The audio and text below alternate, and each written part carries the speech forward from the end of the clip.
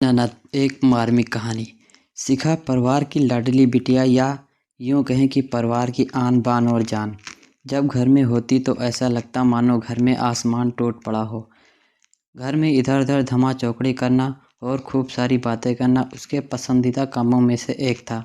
शिखा के दादाजी शिखा को बहुत प्यार करते थे, लेकिन आजकल उन्हें शिखा की चिंता और खाए जा रही। तो शिखा की चिंता थी शादी की चिंता।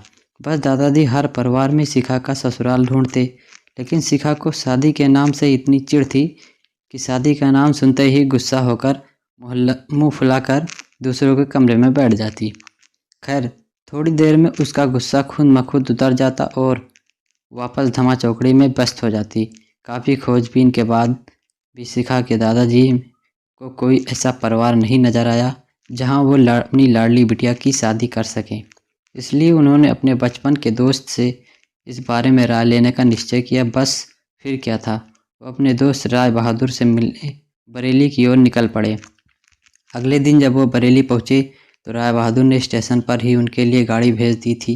10 साल के बाद अपनी बचपन के दोस्त से मिलने के लिए वे भी बड़े उतावले थे। गाड़ी धीरे धीरे राय बहादुर के घर की ओर बढ़ी। बड़ा सा बंगलों के आगे बगीचा, गाड़ियों और नौकर चाकर देखकर दादाजी का मन खुशी से भर गया। बस इन 10 सालों में राय बहादुर ने कितनी तरक्की कर ली। नहीं तो 10 साल पहले राय बहादुर के पास था ही क्या। बस यही सब सोचते सोचते शिखा के दादाजी अपने दोस्त के बंगलो पहुंच ही गए। गाड़ी की हॉर्न की आवाज़ के साथ ही राय बहादुर घर के बाहर अपने दोस्त के स्वागत के लिए आ गए थे।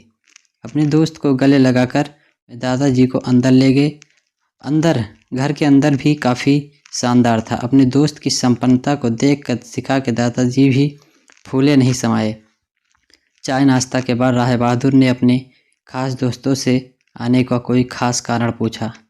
दादाजी ने पोती की शादी के लिए एक अच्छा सा परिवार ढूंढने का काम सौंपते हुए बिटिया का फोटो राय बहादुर के हाथ में सौंप दिया।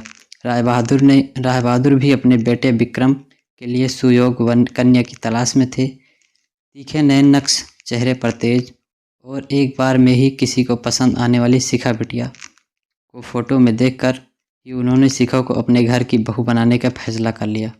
राय बहादुर इतना हेल्प ही कर रहे थे कि इतने में उनका बेटा विक्रम आ गया। विक्रम ने दादाजी के पैर छुए और हालचाल पूछने के बाद ऑफिस की ओर निकल गया। विक्रम के जाने के बाद राय बहादुर ने अपने दोस्त से विक्रम और शिखा के संबंध के लिए पेशकश की। शिखा के दादाजी को लगा जैसे राय बहादुर ने उनके मुंह की बात छीन ली हो।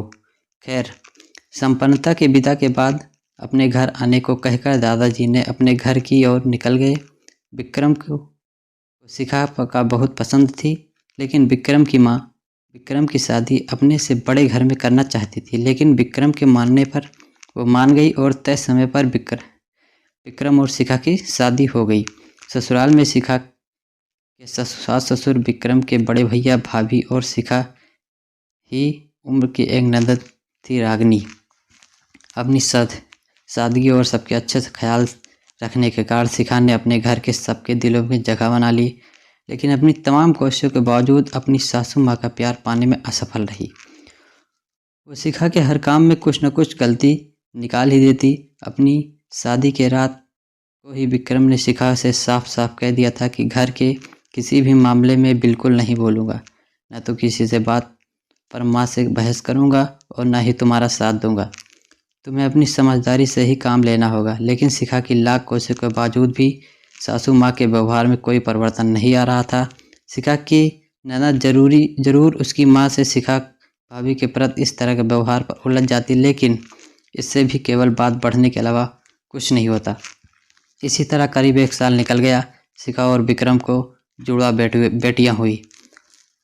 ये समय शिखा की अग्नि परीक्षा का समय था। शिखा का दर्द शिखा के आंसू बन गया था। ससुराल में शिखा को संभालने वाला कोई नहीं था और विक्रम और उनके पापा ने शिखा को अपने मायके भेजने के लिए पहले ही मन बना लिया था। एक दिन रागिनी कॉलेज से आई तो उसने सभी को कॉलेज को सालाना कार्यक्रम में आने के लिए कहा और ये भी कहा कि कॉलेज में उसकी भी 2 परिस्थितियाँ हैं, इसलिए आप सभी को चलना ज़रूरी है। खैर, न चाहते हुए भी शिखा अपनी दोनों जुड़वा बेटियों के साथ रागिनी के कॉलेज जाना पड़ा। कार्यक्रम की शुरुआत में गीत संगीत की कई प्रस्तुतियाँ हुई। इसके बाद मॉडलिंग राउंड शुरू हुआ। दर्शकों ने तालियों के साथ सभी का उत्साहवर्धन किया। मॉडलिंग में रागिनी ने भी हिस्सा लिया। आखिरी राउंड में रागिनी के साथ 4 और लड़कियों को सेलेक्ट किया गया, जहां सभी से जज द्वारा एक एक सवाल पूछकर विजेता घोषित करना था। सवाल जवाब का दौर शुरू हुआ। इस कड़ी में जज साहिबा ने रागिनी से सवाल पूछा, अगर घर में तुम्हारी माँ और भाभी में से किसी एक का साथ देना हो तो तुम किसका साथ दोगी? पूरे सदन में खामोशी छा गई। सभी रागिनी के जवाब की प्रतीक्षा कर रहे थे। तभी रागिनी ने थोड़ा सा आगे बढ़कर कहा, अगर भाभी सही हो तो अपनी भाभी का। जज साहिबा ने पूछा, क्यों? रागिनी ने जवाब दिया, क्योंकि मुझे भी कल किसी की भाभी बनना है। जवाब सुनते ही पूरे सदन में तालियां गूंज उठी। सभी रागिनी की सोच और सटीक जवाब की प्रशंसा कर रहे थे। रागिनी को विजेता घोषित किया गया। पुरस्कार लेने से पहले रागिनी ने सभी से कुछ कहने के लिए माइक थमाते हुए कहा, हर बेटी अपनी माँ से बहुत प्यार करती थी और माँ भी अपनी बेटी के दिल से सबसे करीब होती है।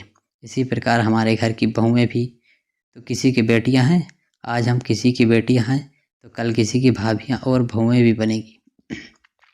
अगर कल से हमें कुछ दुख हुआ तो हमारी माँ को भी दुख होगा, और इसी तरह हमारे घर की बहू को भी दुख होगा और तो हमारी माँ को भी दुख पहुँचेगा। इस प्रकार दुनिया में किसी भी इंसान को किसी भी माँ को दुख पहुँचाने का कोई हक नहीं है। इसलिए हर सास अपनी बहू को अपनी बेटी समझे तो आगे चलकर उनकी बेटी भी खुश रहेगी। रागिनी के इतना कहते ही पूरा सदन एक बार फिर तालियों की गड़गड़ाहट से गूंज उठा। या दोस्तों, अगर कहानी आपको अच्छी लगी हो तो वीडियो को लाइक करें।